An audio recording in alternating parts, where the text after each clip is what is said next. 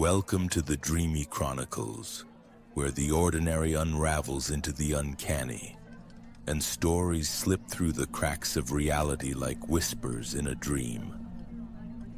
I'm your solitary guide, sharing confessions that linger in the quiet spaces of the night, tales of cosmic riddles and surreal shifts that feel too close to home. Tonight we wander into moments where the world tilts, where the stars seem to watch, and the familiar becomes a puzzle of the infinite. These are stories from those who've brushed against the unknown, their voices soft but heavy with truth. Dim the lights, lean in, and let the first tale unfold, a confession from a life caught in a loop of what might be. Story 1. The Corridor That Never Ends. I stepped into the office building one evening, the glass doors hissing shut behind me, sealing in the sterile hum of fluorescent lights. The corridor stretched ahead, linoleum cool under my shoes, walls lined with identical doors, each marked with a number I swore I'd seen before. I'd stayed late, finishing reports, the city's neon glow muted through tinted windows. But as I walked, the hallway seemed to stretch, the end retreating like a mirage. My footsteps echoed, sharp at first, then muffled, as if the air was swallowing sound. The office was my anchor. Cubicles, coffee stains, the faint buzz of a dying printer. But now, the corridor felt alive, its walls pulsing faintly like a heartbeat under plaster. I passed door 304, then 304 again, the numbers gleaming under flickering lights. My phone, clutched tight, showed no signal, just a blank screen reflecting my face, eyes wider than I remembered. A whisper drifted from nowhere, my name spoken softly as if from behind one of the doors. I turned, but the hallway was empty, the air heavy with the scent of ozone and something sweet like overripe fruit.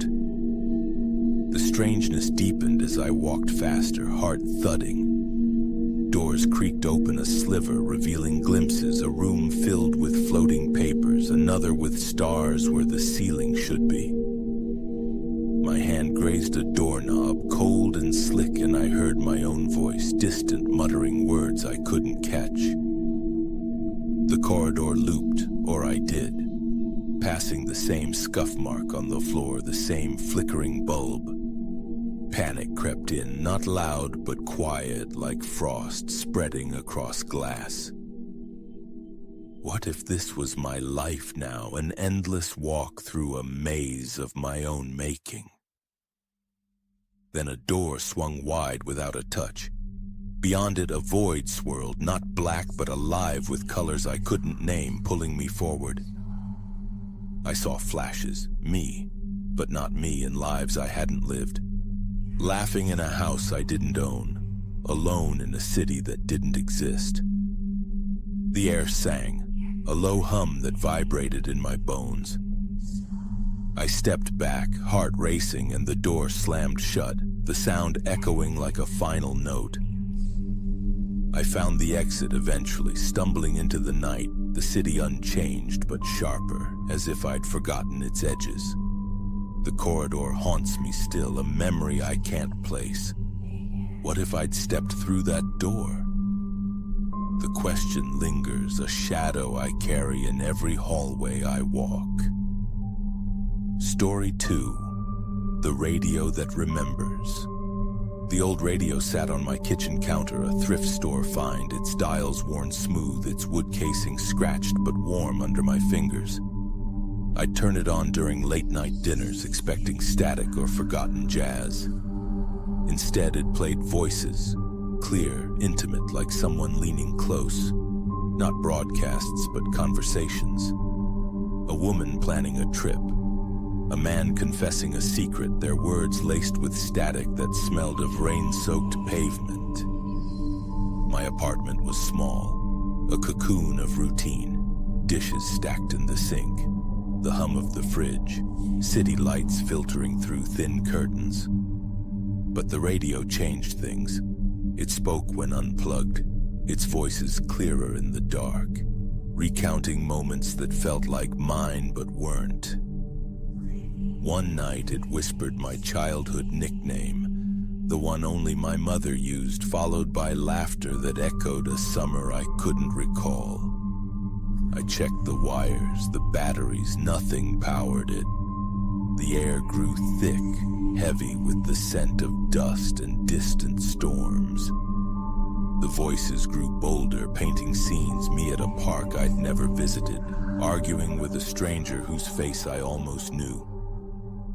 I stopped inviting friends over, their chatter drowned out the radio's murmurs, and I craved its secrets.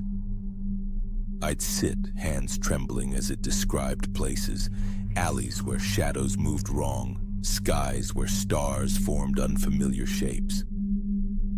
The dread was soft, like sinking into deep water, the vastness of those other lives pressing against my own. I whispered back once, asking, "Who are you?" The radio crackled, then played my voice answering, "You already know." One night the radio glowed, its dials spinning on their own. The room dimmed and I saw it, a flicker of another me standing in a field under a sky split with auroras reaching out. The air buzzed, electric, pulling me toward the vision. I smelled wildflowers, felt grass under feet that weren't moving. Terror and wonder collided, and I yanked the plug, though it made no difference. The vision faded, the radio silent at last. Now it sits unplugged, but I hear its hum in my dreams, calling me to lives unlived. I avoid it, but the kitchen feels emptier, as if the radio took something with it, or left something behind.